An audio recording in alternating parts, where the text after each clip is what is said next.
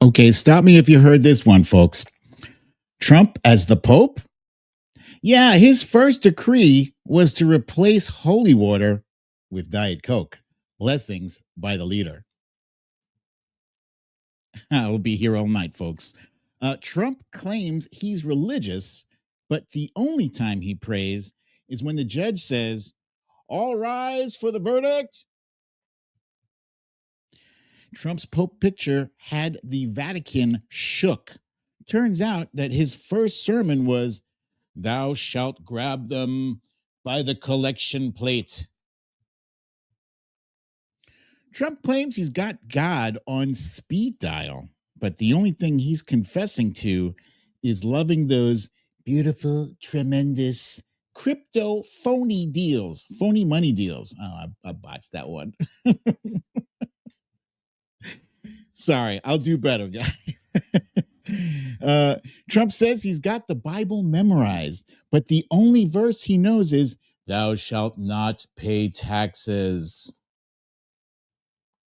Trump says he's a godly man, but the only time he's on his knees is when he's begging for better poll numbers.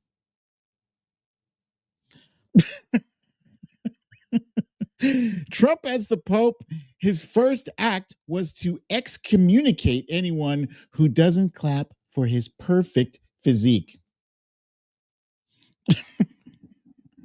Trump says he's blessed, but the only thing he's anointed with is the oil from last night's KFC bucket.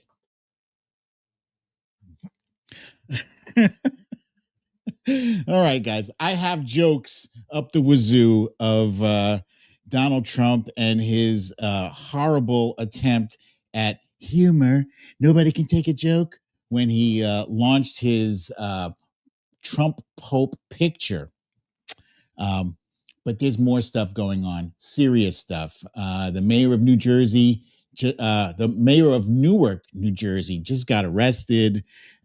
That's a whole thing. Also, MAGA, for some reason, now doesn't like this Pope. They hate him, actually. They're going crazy online about the Pope. So I'm ready to get into all this stuff. Are you? Good. Let's go.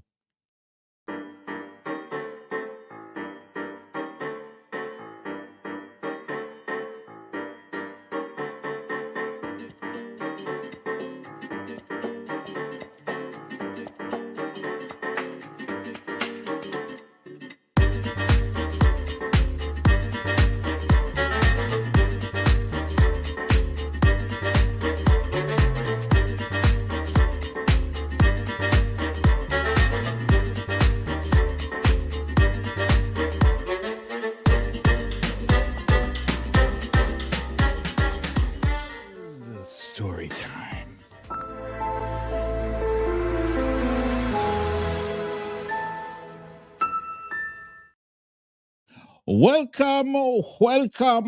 Welcome, ladies and gentlemen, to another episode of Storytime with BDD. I'm your host, BDD, aka Brooklyn Man. Happy Friday. And I want to say a happy early Mother's Day to those of you out there who will be celebrating Mother's Day this Sunday. Thank you so much for joining me. Thank you so much for giving life to us, for giving life to the world. And I know, it's not just about the actual physical act of being the conduit of birth, of life. It's more than that. It's so much more you give us that sustains us.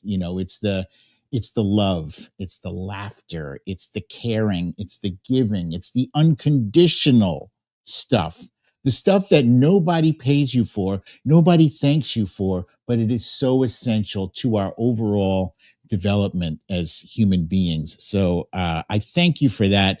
And I also want to say a happy Habamus. Wait, Habamus Papam. Habamus Papam, which means happy Pope. No, we have a Pope. No, that's not what it means. Somebody bail me out there. It means something, but oh my goodness, I know what this means.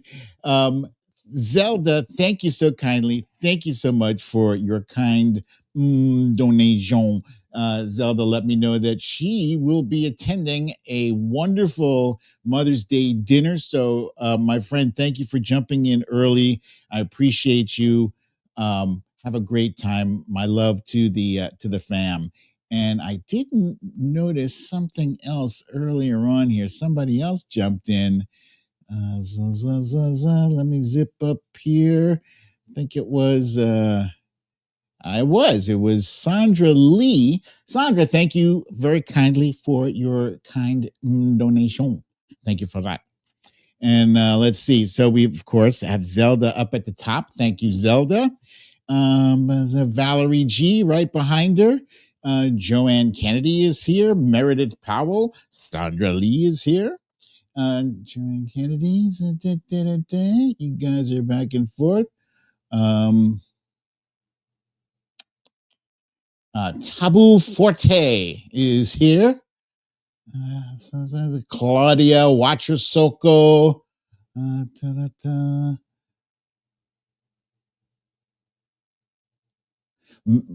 Got Meredith Powell. Tina Bradford is here. Bernadette H is here.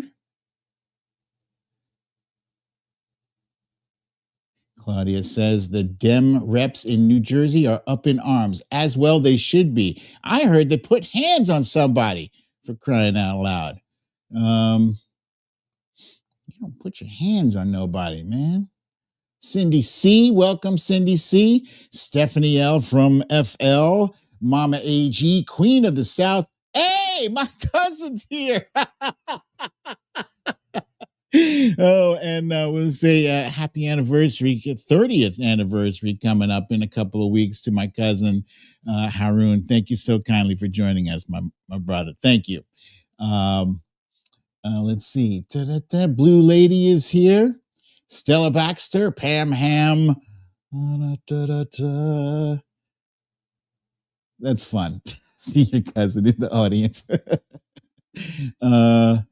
Let's see.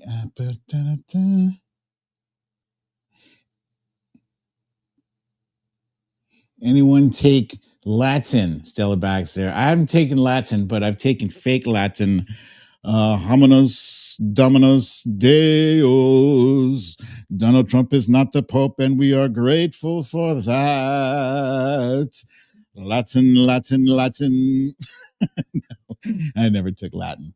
Shame on me. Tracy M, aka Nurse Mitch, is with us. Blue Lady, did I call you out? I'm calling you out again. Asmila J is here. Jen Staley, Sandra Lee, thank you for the double dip. Thank you for that. I appreciate that. Okay, so we have some things to get into. So let's kick it off with what I like to call the stories of the day.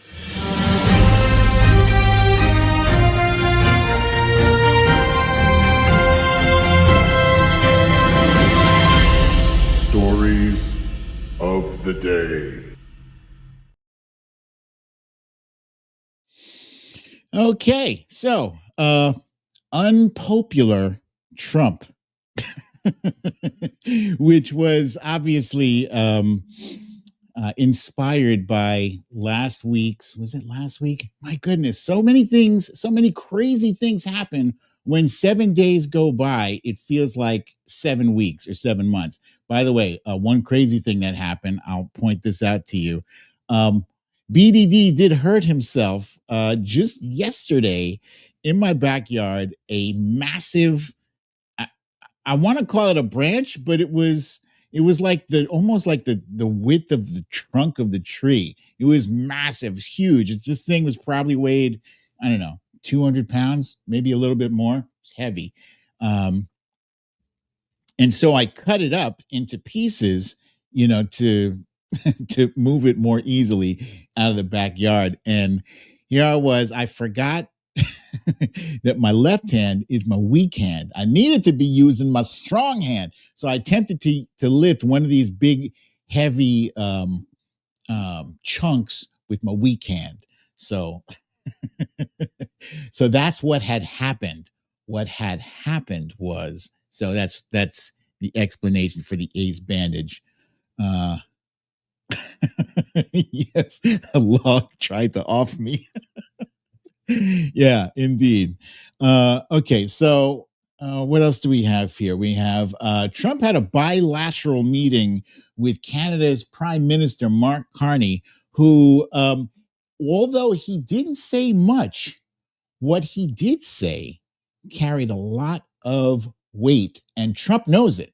This is one guy who, despite the fact that it's just Canada, Donald Trump knows better not to mess with this dude, and we'll get into why.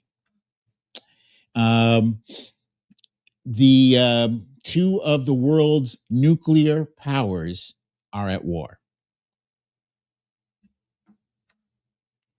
And as I alluded to in my intro, there, Donald Trump's reposting of a meme showing him as the Pope caused a bit of a stir, caused an uproar.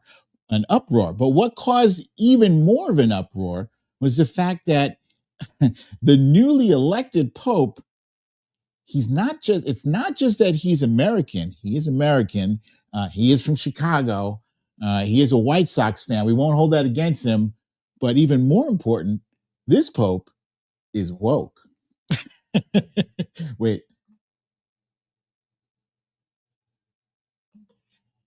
That Pope is woke. And yes, I am a right-handed.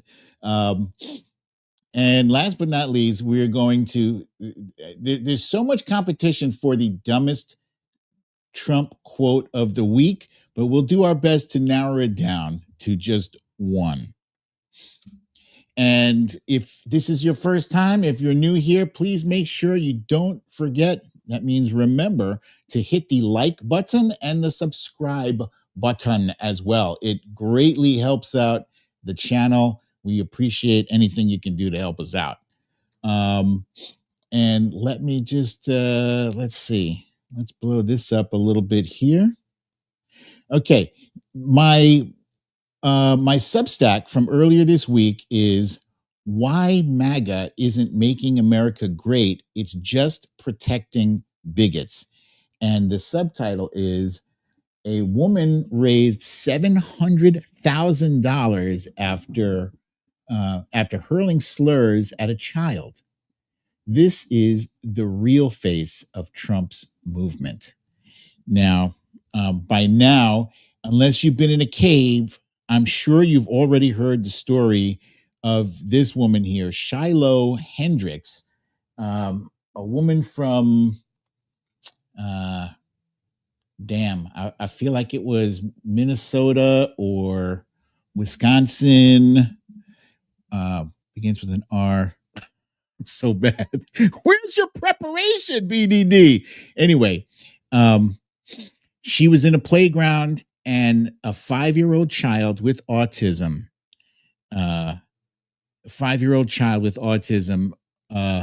went into her child's juice bag or diaper bag and pulled out a juice. And that was what she used to justify calling this child the N-word.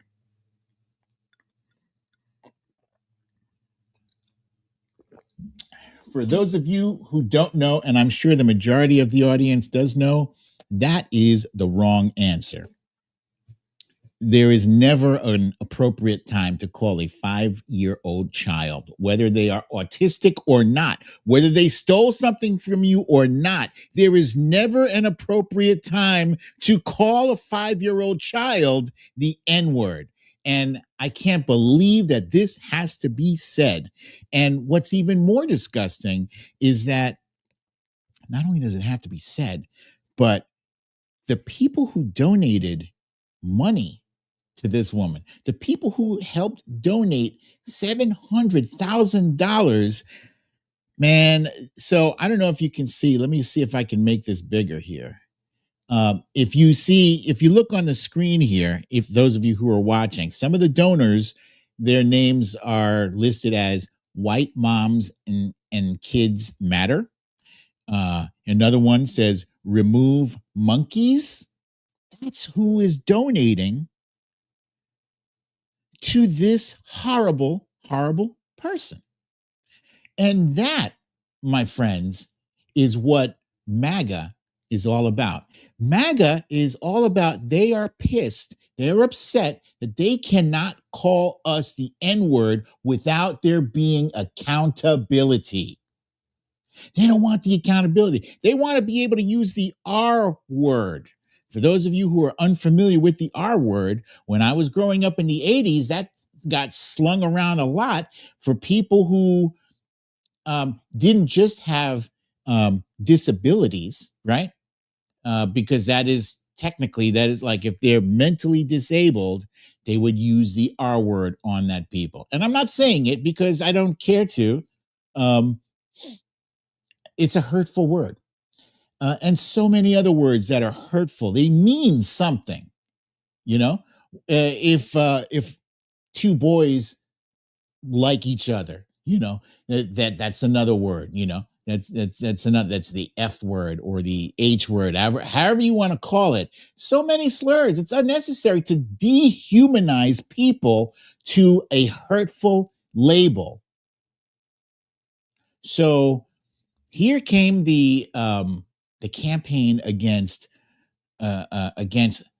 political correctness, is what Donald Trump called it, and then eventually it morphed into woke and CRT and DEI and anything else that they could attack. They could attack and say they want to take away your freedom of speech. That's not it. You can still speak, right? But that doesn't mean we have to accept the way you speak to us or about us. And if you choose to speak to us or about us any old way, then any old kind of accountability is coming back at you. It's not cancel culture, it's accountability culture. And I'm so sick and tired of them twisting this argument, them reframing this as them being the victim. You're not victims. You use hurtful language to suppress and oppress people for hundreds of years. And that shit is over. That shit is over. Yeah, you can say those words as much as you want, but just keep in mind there's accountability coming behind it. And I don't care how many laws you have to rewrite, how many history books you want to pull out of the schools. We will not forget.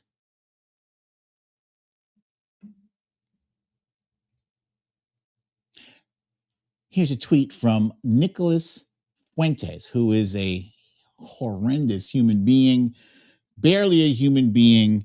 And he tweeted, the Shiloh Hendricks fundraiser isn't about a racial slur or whatever happened on that playground. It's a middle finger to Carmelo Anthony, George Floyd, O.J. Simpson, and all the Black people who supported them just because they're Black. White people have had enough. You see what I mean? There's that framing of victimhood again. That's bullshit. That's bullshit. We do not accept that. We reject it. And, you know, we agree to disagree. I got to take a break from my rant to breathe a sigh of relief that my New York Knicks are up 2-0. Now, you will not see this Knicks fan,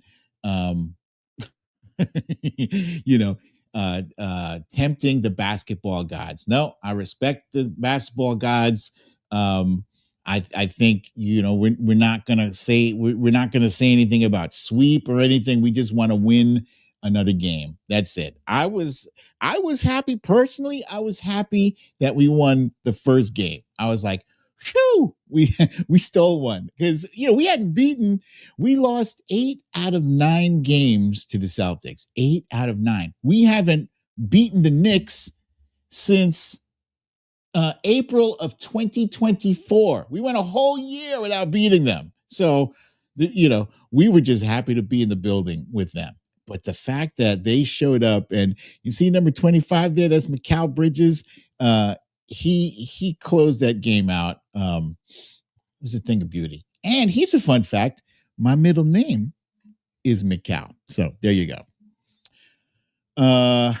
Let's jump into the main topic. That this is just breaking news out of the past hour and a half, maybe, when the Newark mayor Ras Baraka was arrested for protesting outside the ICE holding facility in Newark. And apparently, I don't have all the details on it, but what they were protesting was, they were saying that this thing was not legal. That and I don't know how you got an ICE facility that's not legal. Like, if federal rights over like superseded, states' rights. I don't know how that happens. I just know that here I have a video to share with you. Let's share the screen here. And let's go here. And let's go here. Here we go.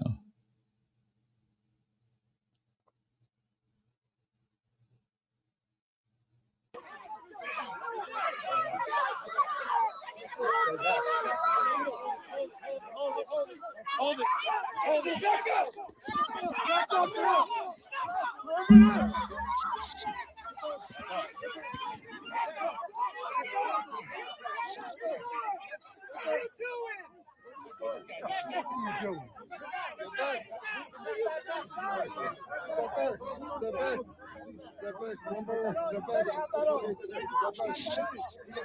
Goddamn Gestapo, that's what you are.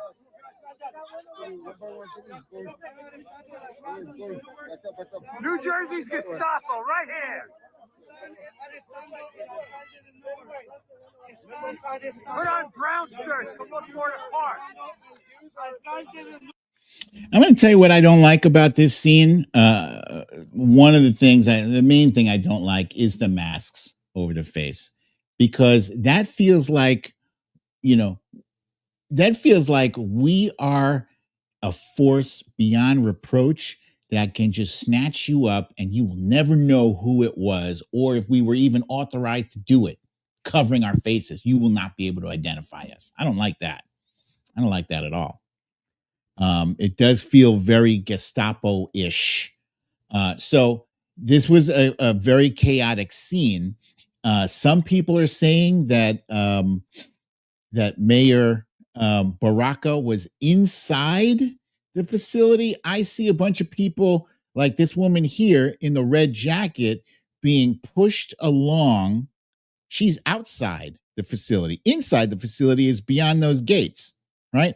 That is a heavy force. There's like 20 cops there, 20 ICE officials or cops or whatever. It looks like if they don't want you in those gates, you're not getting in. It looks like she's being shoved along the gates and into the facility. That's what it looks like to me, and there's what looks like the mayor right there with the bald head. Also, see, you can't even, you can't, always the moment of truth, you can't get a good look at people holding the camera. But it looks like he might have been shoved into the gates there. Wait, he's still outside the gates. But in any case, that brother was arrested. And there's a video right there.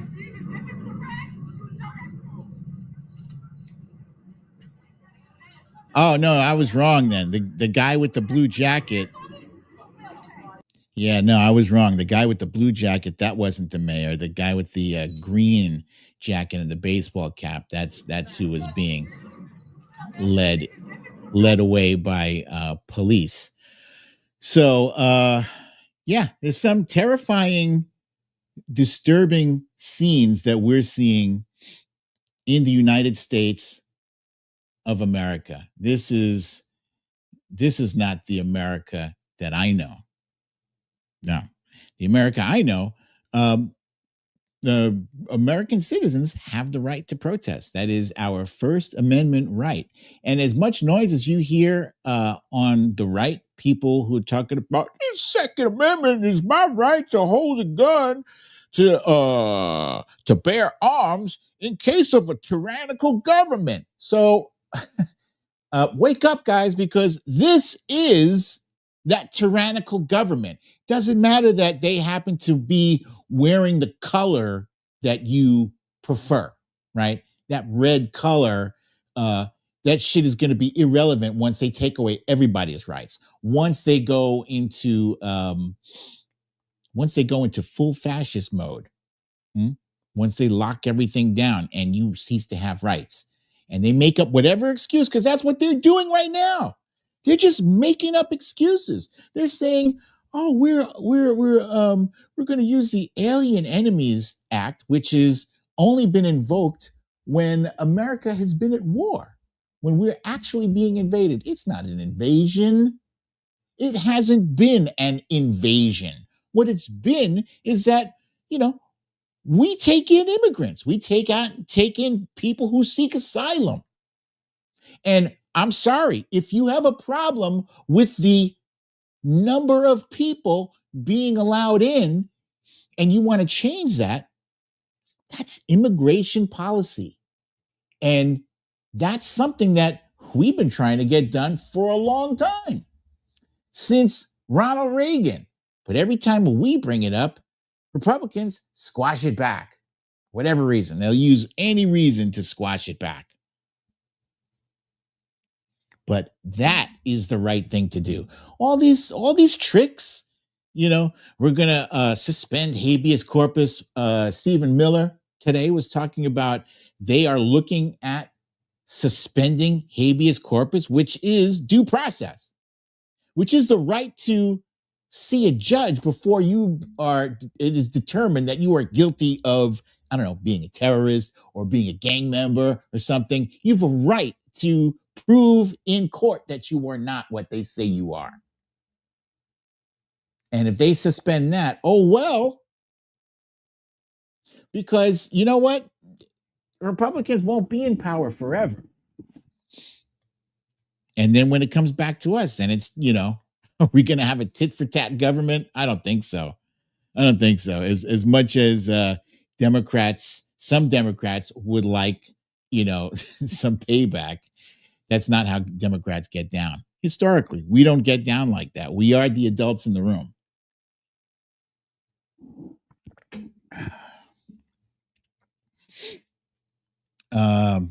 Governor Phil Murphy of New Jersey issued a statement about this heinous arrest. He says, "I am outraged by the unjust arrest of Newark Mayor Ross Baraka earlier this afternoon outside of, what is it? I can't see. The Janey Hall in Newark. Over the past few months, Mayor Baraka, as well as, oh man, I can't read this. It's too small. But trust me, when I tell you that the Governor Murphy is outraged and calls for the immediate release by federal law enforcement. That's all the way at the bottom. I can read that. So we'll see what happens. This is going to be a minute by minute, day by day thing. Some more law enforcement stuff is being discussed lately. Pam Bondi, as you know, is the head. Believe it or not, she is the head of the Department of Justice. No, she is not. Although she is unofficially the head cheerleader of the Trump administration, she also has an official function to serve as the as the impartial head of the Department of Justice. So she has had in her possession some files, some very sensitive files having to do with Jeffrey Epstein and whoever it was that he was carousing with, his clients, his friends. And Donald Trump's name appears on those Epstein files many, many times. He's on his call logs, he's on his flight logs, he's all over that. So Donald Trump was interviewed by Fox News last year, and they asked him, would you release the 9/11? First of all, would you release the JFK assassination files? Of course. Would you release the 9/11 investigation files? Absolutely. No hesitation whatsoever. Would you release the Jeffrey Epstein files? He's like, well, yeah, I guess so. Whole lot of pause, a whole lot of hold up, wait a minute. Well, we've got to make sure that those files are right, because sometimes now he's hemming and hawing. It was, immediately about JFK and 9/11, and it was, but wait, with Jeffrey Epstein. So, why so hesitant with Jeffrey Epstein? You shouldn't have anything to worry about if you didn't do anything wrong, right? Right? And I'm not the only person who is leery, who is suspicious of what's going on with Pam Bondi and the release of these Epstein files. The other person who's suspicious, you may have heard of this guy. His name, and I hate that I agree with this jackass. I hate that I agree with him. His name is Alex Jones. Yes, Alex Jones. Oh, I hurt my wrist, Meredith. Alex Jones is a conspiracy theorist who believes that certain kinds of water can turn frogs gay. And he also believes that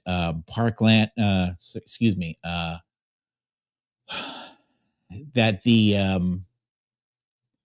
terrible mass shootings that occurred, I think not just Parkland, but what was the one in Connecticut?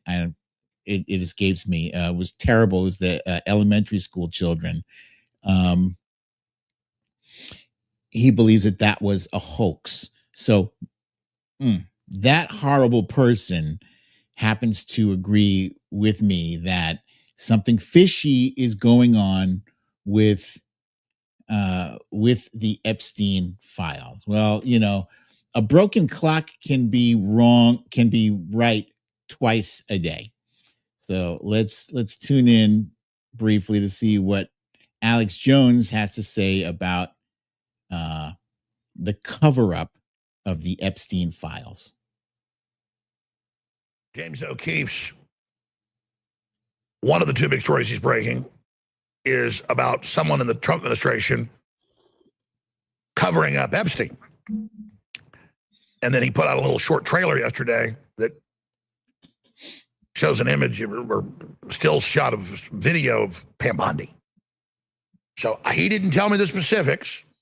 When he called me and me alone as a dead man switch,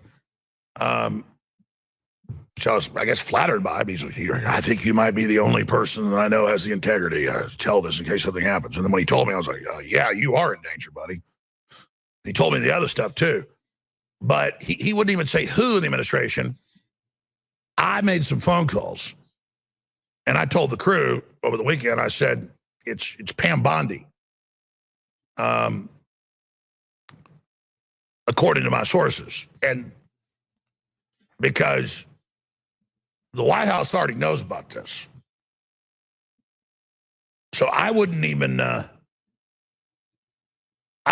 the crew last week what the specifics were because I don't want to endanger them. So you guys, this is, it's kind of wild because, again, I don't like to give not only do I not like to give Alex Jones any oxygen, right? But the guy that he's associated with, James O'Keefe, is possibly even worse. For those of you who don't know, James O'Keefe is the guy responsible for Project Veritas. And Project Veritas is like a gotcha journalism thing. It's not even really journalism. They set up like a hidden camera, and supposedly they're talking to somebody over dinner, and it's usually you know for some reason it's always like a guy that they flirt with the guy, and the guy is gay, I guess, and they get him drunk, and they get him to say certain things. They get him to brag about whatever. And it's been a long time since I was in the dating world, but when I was dating, sure, you would say, sometimes you would say things, you would brag about some things. Not me personally, but I know of guys who would, exaggerate the truth in order to, to make a good impression. And so always the evidence that this guy, James O'Keefe, the guy has never had a big scoop. He's never been responsible for, he's never gotten a Pulitzer.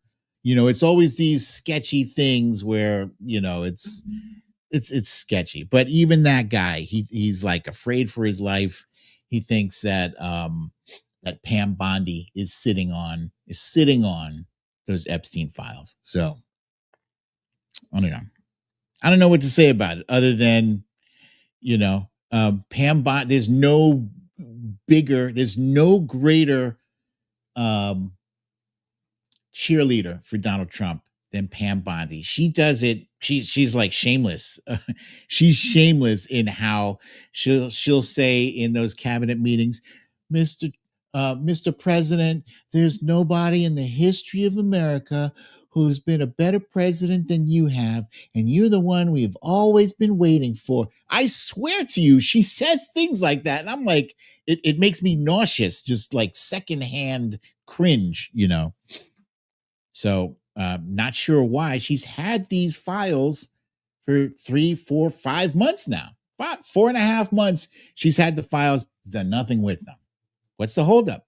What, are you redacting stuff?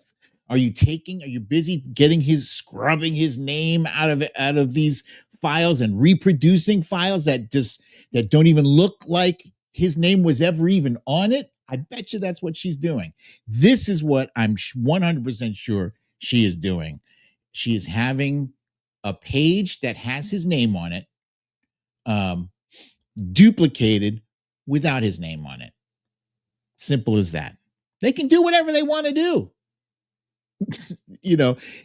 If this thing was straight up, you would have an impartial party come and oversee this. But you know what? This whole administration, if they wanted to do things right, like Doge, for instance, Doge should have had impartial auditors come in and audit the shit out of everything, not have 6 or 8 teenage guys that Elon plucked out of somewhere, and they have no oversight, but they're going through and giving them passwords to everything. If you wanted to really get to the bottom of fraud and abuse, then you would have had real auditors come in and do that shit, not have partisan hacks come and chop up NPR and chop up PBS and USAID and all the things that you think liberals going to make liberals cry, right? He's going to own the libs. That's all you want to do? If that's all the Trump administration sees as success, it's the most ridiculous administration in the history of anything. Imagine if the New York Knicks, for instance, if they didn't care about actually winning the game, they just wanted to do shit to make the Boston Celtics mad. If they tripped guys while they were dribbling up court, or, they would pull their shorts down, stupid shit. And, this is what the Trump administration is doing. They're doing plenty of stupid shit, not to actually win, just to own the libs. That's all they're trying to do. Okay.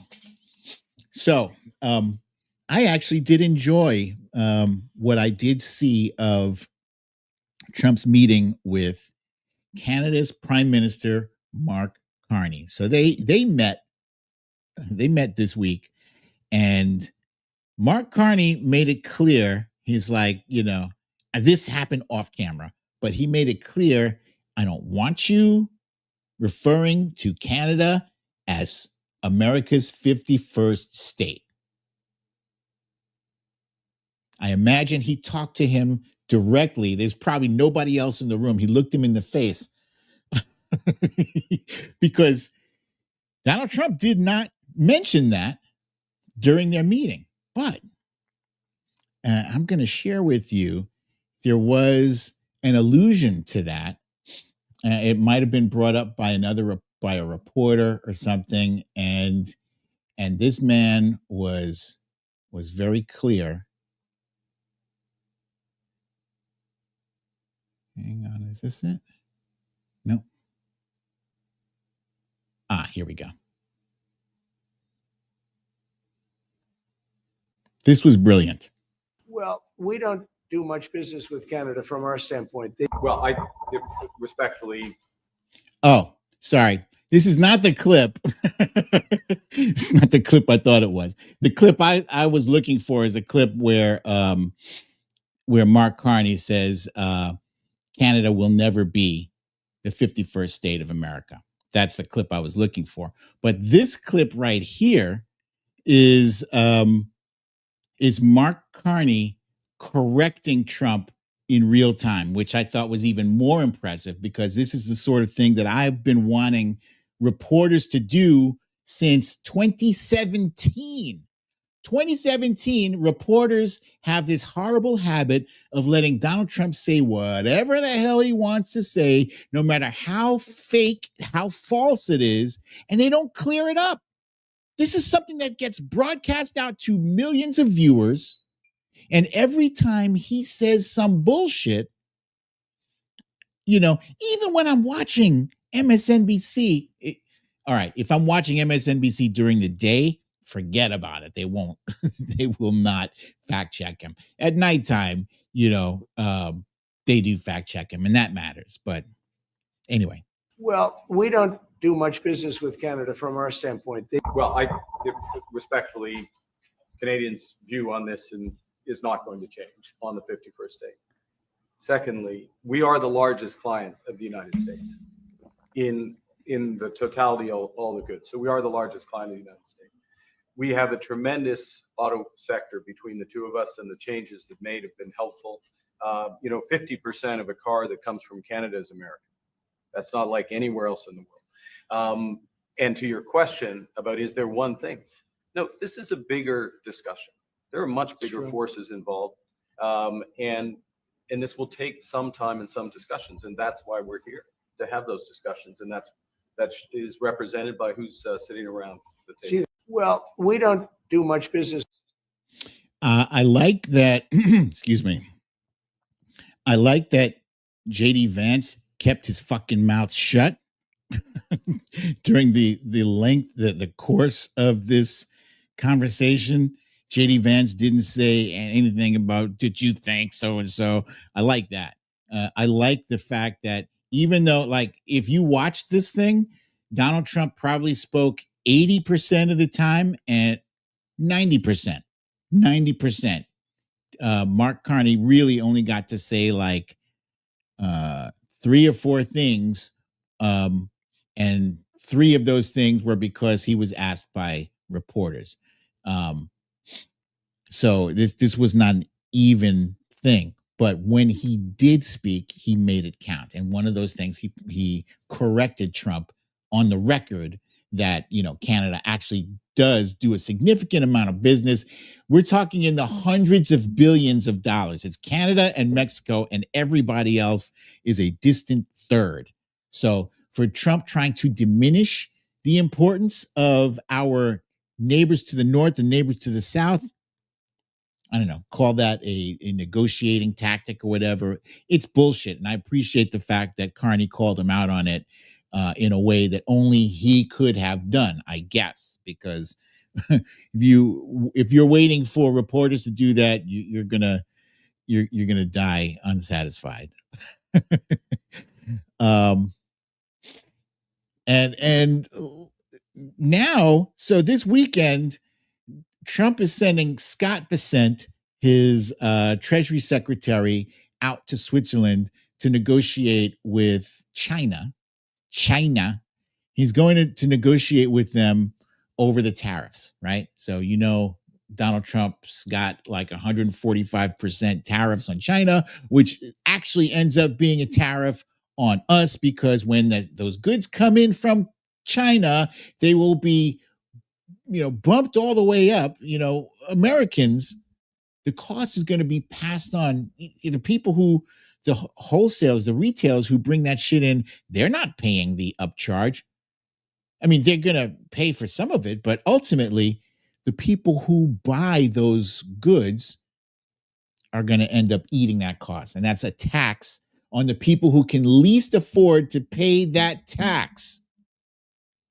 The wealthy, they're not going to feel it at all because for the most part, people who are wealthy have most of what they need already. The stuff they're buying are like put options and bonds and speculative shit on crypto and commodities and shit like that. If they are buying things, they're buying like super luxury items like a third super yacht or a second private jet. You know what I mean? They're buying that stuff. So anyway, today Trump started negotiating against himself, of course, because he's been waiting all this time for China to get back to him, but China has not been picking up that phone. They have discipline. They have absolute discipline. He thought he was going to hit them with these tariffs and they were going to be desperate. They were going to fall into his trap. Now watch the phone start ringing. The phone didn't ring one bit. Yeah.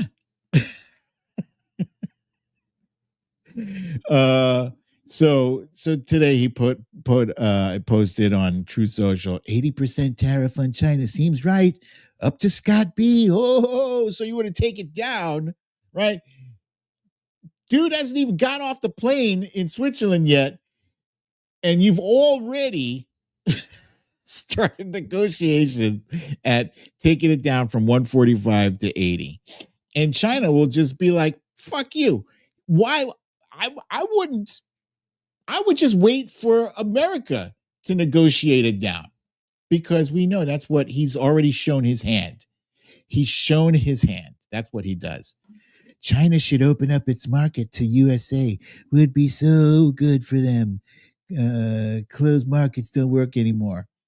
This is the guy who set the house on fire and then set his own house on fire and wondered why people aren't rushing with buckets full of water to help put the fire out.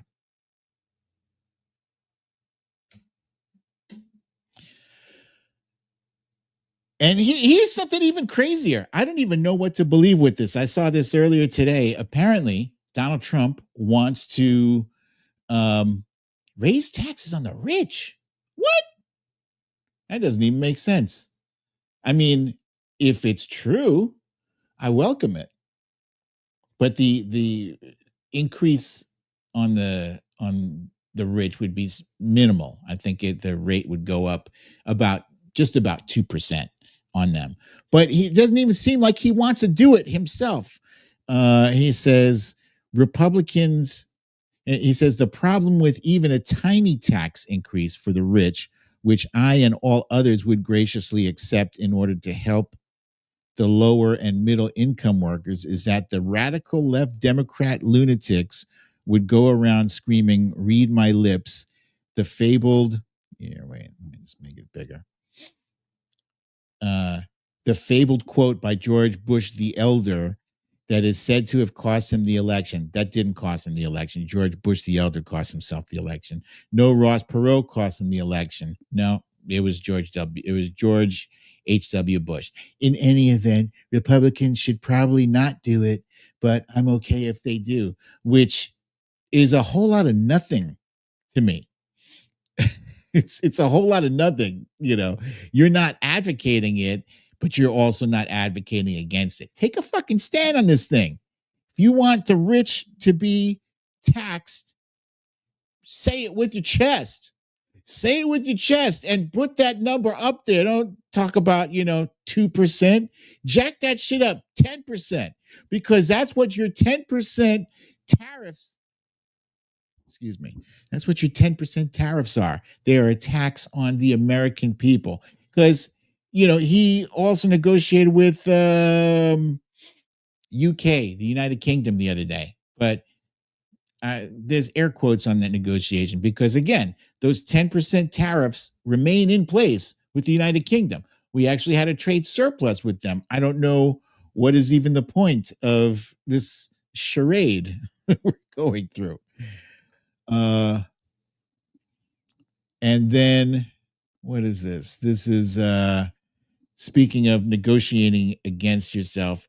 Donald Trump is just beginning to figure out that Vladimir Putin is playing him for a sucker, because, Donald Trump has been saying ever since before he took office that I could end this conflict in one day, 24 hours. Well, it's been many, many 24 hours since then. It's been months, and you're no closer to getting Putin to stop than you were a year ago, before the election. So Trump is talking about sanctions if you don't stop, and he's offering a 30-day unconditional ceasefire, which Ukraine has said, yeah, before the ink was dry on the tweet or whatever. Ukraine was like, yeah, we're down with that. 30 days of unconditional ceasefire. Let's do it. But Putin again is the one making Trump look like he's bending over hardcore. Now, I bring this up because Donald Trump is very fond of saying that if he had been president in 2021, 2022, that the Ukraine war would not have happened. Well, oh yeah, Ukraine ready for full ceasefire starting now, Zelensky tells Trump in phone call. But now, on Donald Trump's watch, it's not just any old war, but it's a war between two, not one, but two nuclear powers. Two. This is not a small thing. It's a big deal. Oh, look at this. The lady who was snatched off the street from Tufts University has just been released from the ICE detention facility. This is great news, ladies and gentlemen. This is wonderful. This is live. This is actually happening. Ah, wow. This is so great. She's a lady who was snatched off the street for writing an op-ed. And she's free. Oh, that's beautiful. That is beautiful. Anyway, he keeps saying that the war between Ukraine and Russia would not have happened if he had been president. Well, you're president now, and there is now a war going on between Pakistan and India. So yeah, this conflict between the two of them has been going on for decades, for the longest period of time. Mainly between there's an area called Kashmir, which is like operated by both India and Pakistan, and that's the area that is in dispute. And I think India is blaming Pakistan for a terrorist strike that happened last month, And so they ordered some missile strikes within Pakistan, and then Pakistan responded. And this is not anything you want to see. Just for the record, I don't want to see it. You don't want to see it. Nobody wants to see this. It's not like they have the nuclear weapons like at the ready. It's not like somebody could sneeze and accidentally, missiles, those things are not ready to go. They do have them. They're just not all, like press a button. A lot of things have to happen, but still, it's a powder keg over there. So we have the worst possible person in the Oval Office at this time right now.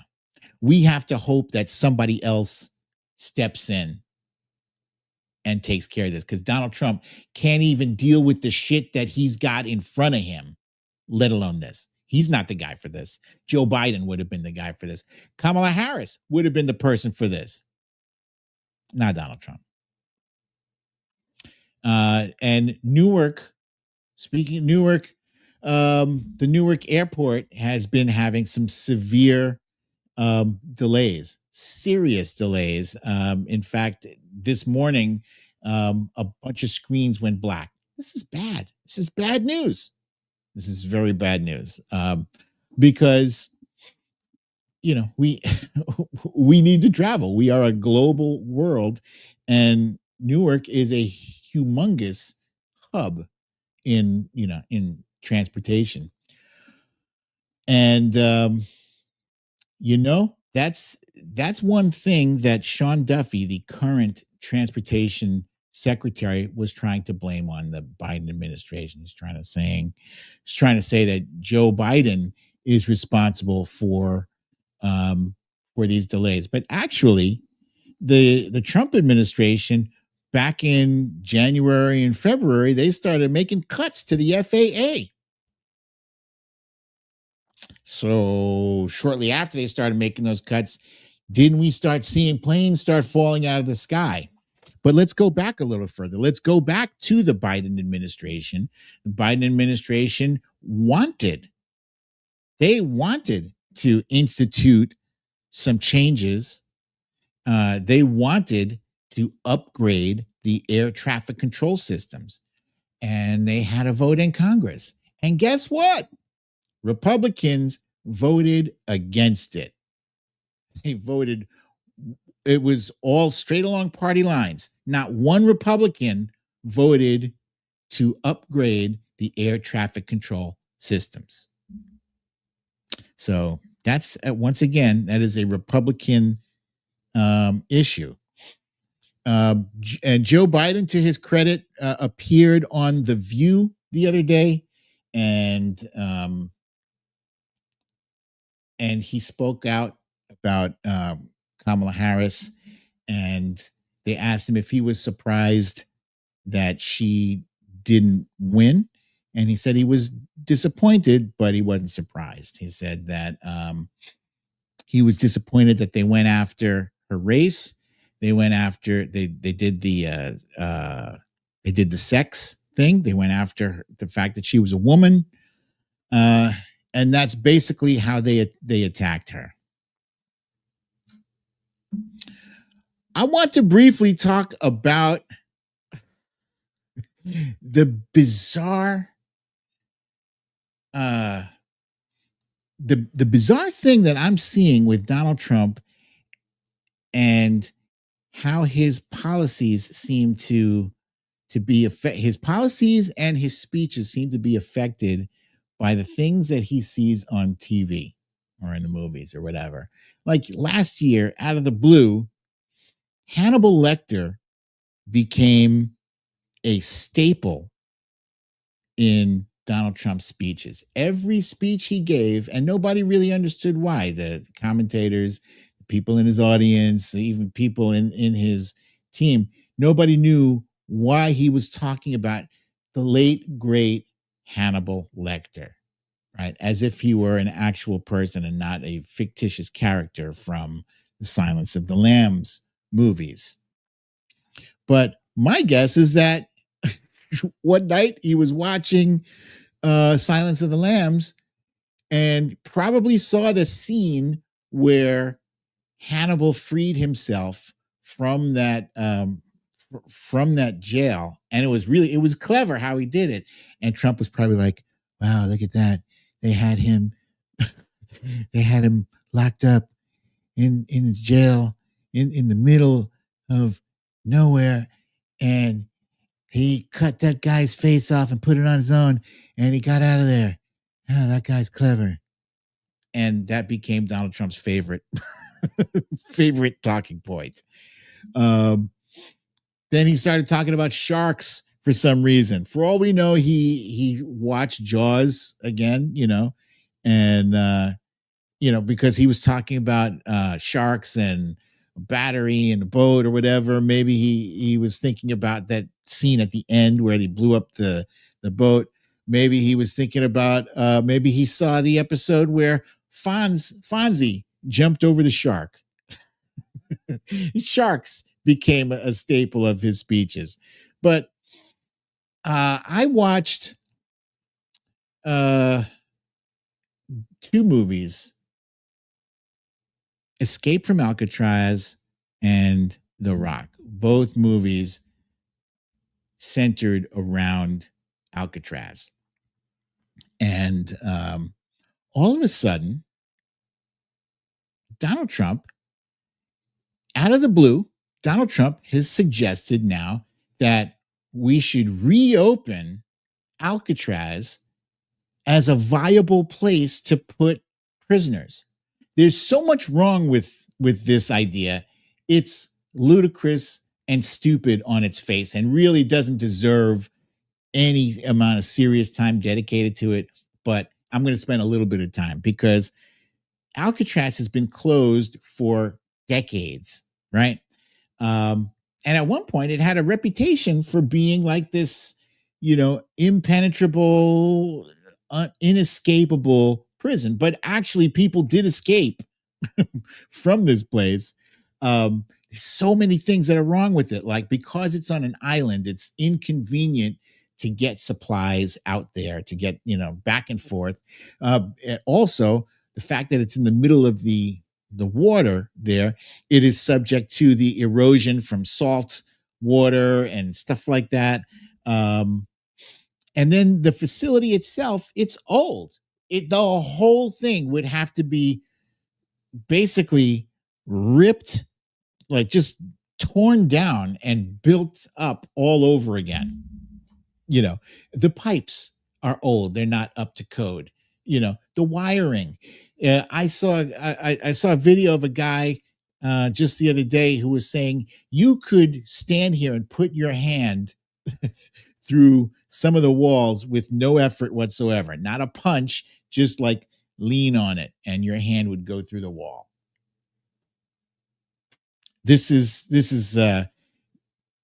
where Donald Trump's brain is at. It's like you don't have enough on your plate, and he does. You don't have enough on your plate, and you got to come up with bullshit like this.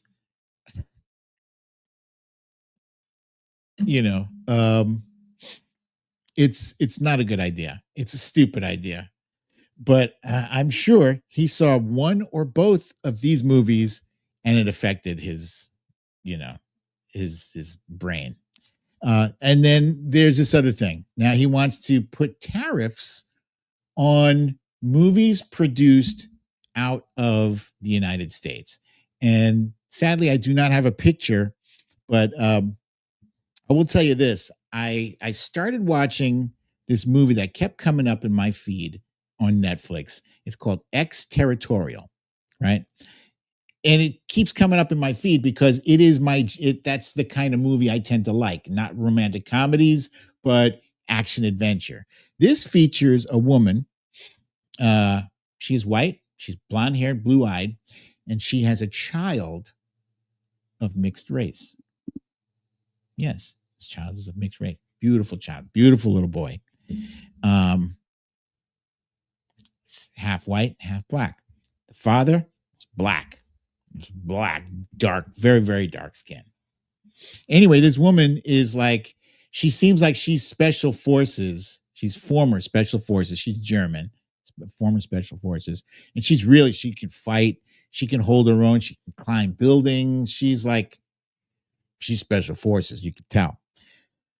And just made me wonder, this movie is foreign made. It was probably made in Germany, right?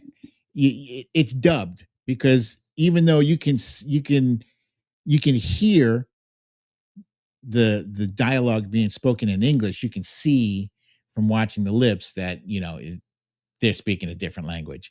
And a lot of the movies that go to Netflix are like that now. And some of them are really, really good. They're really, really well made, but they're foreign made.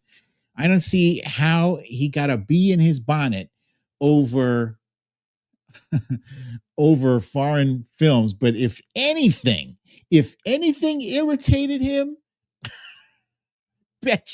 I will bet you anything that it was because he saw this white woman had a relationship with this black man. That's another sticking point from people on the right. They're mad about all of these commercials with interracial couples and, Anyway, Conclave is not just an Oscar-winning movie. It's a real thing. It's what happened, this week. And normally these things take at least 2 or 3 days. This current one only took a day and a half. And this is just days after Donald Trump announced to the world that that he is a classless dolt by reposting a picture of himself as the Pope just days after we buried Pope Francis. And then he had a comment. Let me see if I have that here.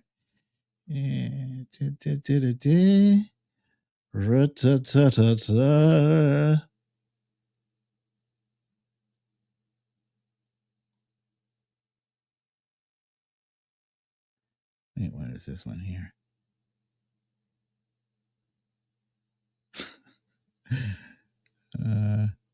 Hang on. Oh, this is another thing here. On Sesame Street, they did a bit with Ronald Grump intending to raise Sesame Street and redevelop it back in 1988. And we wonder why he wanted to defund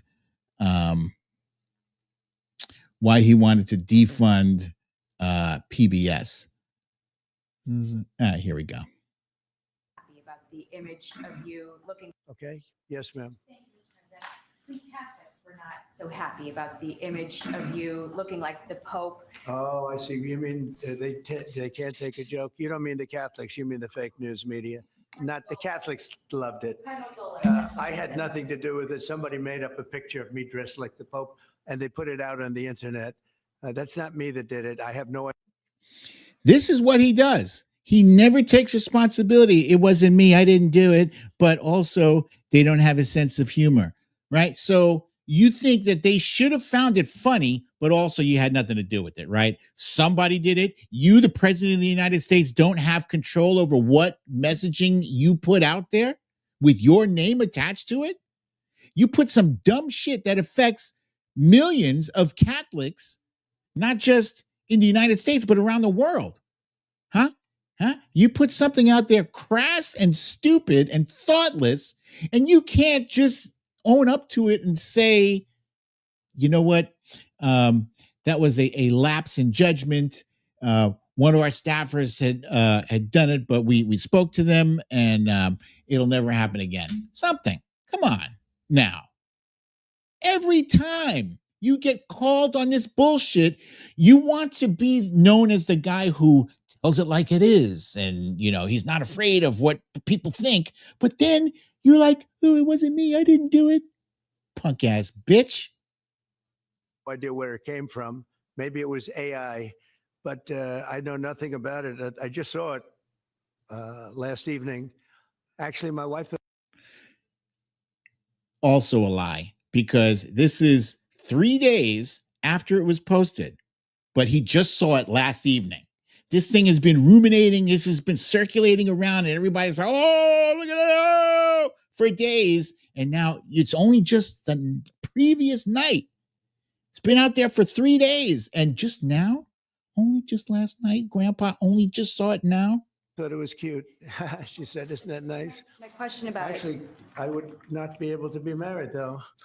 That would be a lot. I'd have to. Okay. Sorry. Enough of that. Let's go back here. So anyway, so the conclave is basically the gathering of all the cardinals, and they had to come to a consensus of who they were going to pick to replace Pope Francis, a pope who was actually quite popular. He was really popular. I think he was popular with progressives because, well, I'm sure we didn't agree with him on everything. He was a good guy. He's a very good guy.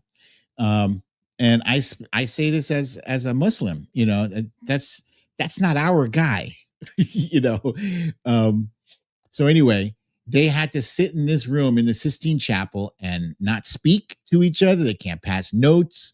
They had to be very disciplined about how they did this and somehow come to a general, because after they left the room, they could talk amongst themselves and, come to an agreement. But it only took like a day and a half for them to agree that this new guy, Robert Prevost from Chicago, Illinois, USA, was going to be the new pope.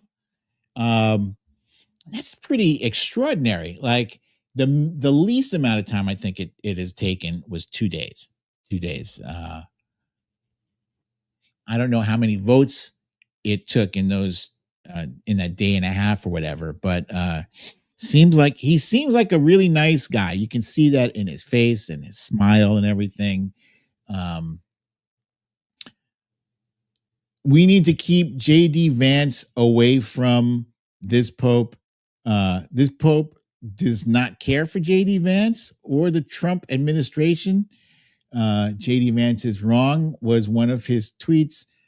Jesus doesn't ask us to rank our love for others. That's great. And Ron Filipkowski posted that JD Vance broke the national championship trophy, then visited the Pope, who died the next day, then visited India, and a terrorist attack happened, and war broke out, and then endorsed his brother for mayor, who lost 83 to 11%. What's next on the agenda? What's next is keep that fucker away from Pope Leo, as Valerie just said right here, right? Okay. So then after the Pope was announced and, people were generally celebrating this. This is one of the few areas where I think a lot of folks on the left and right can kind of put their differences aside and kind of agreed to celebrate this sort of thing. It was kind of cool. It was like a moment for everybody to share. But, some people took less time to enjoy it than others. And Laura Loomer was one of them who didn't care to take her time. She says, "This is the new Pope. His name is Robert Prevost. He's the first American Pope. He's anti-Trump, anti-MAGA, pro-open borders, and a total Marxist like Pope Francis. Catholics don't have anything good to look forward to, just another Marxist puppet in the Vatican." Sean Davis tweeted, according to his ex-Twitter feed, the newly selected Pope trashed Trump, trashed Vance, trashed border enforcement, endorsed Dreamer-style illegal immigration, repeatedly praised and honored George Floyd, and endorsed a Democrat senator's call for more gun control. And your point is what? You say it like it's a bad thing. I doubt that the Pope praised George Floyd. They like to interpret somebody saying George Floyd should not have been murdered like that into, oh, you're pro George Floyd. No, I'm anti cops killing unarmed guys on the street. It's a difference. If I post one day, I like waffles, they'd be like, what did pancakes ever do to you? You're an anti-pancake. Shut up. All right, so let's move on to the dumbest Trump quote of the week. And there was a lot. There was the thing that I just ran about him saying, I don't know. There's so many instances of him saying, I don't know, this week alone. I think I don't know really has to be the quote. But him saying, I don't know, when asked by Kristen Welker, I don't really care much for Kristen Welker, to be perfectly honest with you. I don't care much for the job she does in Meet the Press. I don't think that she pushes enough. I don't think she pushes back enough. But I think she's kind of figured out that, in order that it's more important for her to gain access to these people and not let them be afraid of her, so that people like Trump, who, get a false sense of security, and she just lets him go on or whatever, and he's going to end up saying more dumb shit that she'll reap the rewards from. And indeed, that is what happened. She got lucky. She got lucky interviewing this fool. And wait, I have, of course, I have a clip. Dumb quotes of the week. Let's look in here. And this treasure trove of, there was this one too. This one was crazy. Concession? Yes. Friendship. Nah, dude, that's not a concession. That is not a concession, you idiot. Friendship is friendship. It's not a concession. A concession is something that, people give up. What do you concede, right? In negotiations, you have to concede the thing that you concede. It has to be something of value, something that you willingly give up in exchange for something else. Dumb idiot. Your Secretary of State says everyone who's here, citizens and non-citizens, deserve due process. Do you agree, Mr. President? I don't know. I'm not a lawyer. I don't know. Don't you need to? Dude, you took the oath for the presidency not once, but twice. And twice, they didn't change that oath. Both times it said you will uphold the Constitution. Uphold the Constitution of the United States as president? I don't know. I have to respond by saying again, I have brilliant lawyers that work for me, and they are going to obviously follow what the Supreme Court said. That's dumb. That is probably not just the dumbest. It's not just the dumbest quote of the week. It's probably the dumbest quote that any president, alive or deceased, has ever made. You don't know if you need to uphold the Constitution. Boy, we are cooked. We are cooked. And it doesn't seem like Republicans have any motivation, any desire to check this guy. Actually, let me back up. I said we are cooked. We are not cooked. I see plenty of fire. From our courts. Our courts. It's the last place I expected to see fire. From our members of Congress, not the Republicans, not those losers, but the Democrats. I'm seeing that. I like what I saw from the mayor of Newark today, and I'm seeing things. I'm seeing like Senator Cory Booker having sit downs and open discussions with people, and people sitting out on the steps of Congress and, in town halls. And I'm seeing people regular people get out there and marching and, you know, there is stuff happening. There is stuff happening. And, you know, we worry about our democracy slipping through our fingers because it often feels like there aren't enough Republicans that seem to give a shit. But I think we have enough people um, that are not in elected office that give a shit. The voters. And yeah, the voters broke my heart so badly. It's gonna take a long time for me to get over how badly American voters broke my heart when they left Kamala Harris at the altar. They left her there. They abandoned her and eloped with Donald Trump. And now we're sitting in this shit sandwich. But I think call me a fool, call me a naive fool. I think voters are going to course correct next year in the midterms, and that's my story, and I'm sticking to it.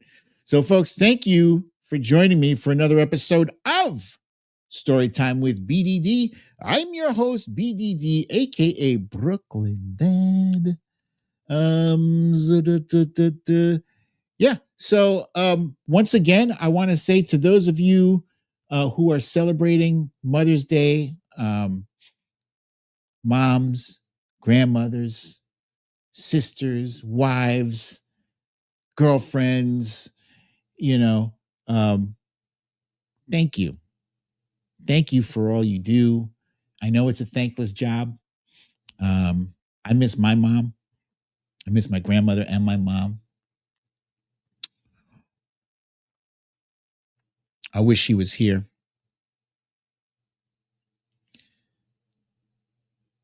Those of you who still have your mothers and your grandmothers, give them a hug. Tell them you love them. Enjoy the time you have with them. Cherish them. And I look forward to seeing you guys here. Same time next week, same time, same place. I love you all. Peace.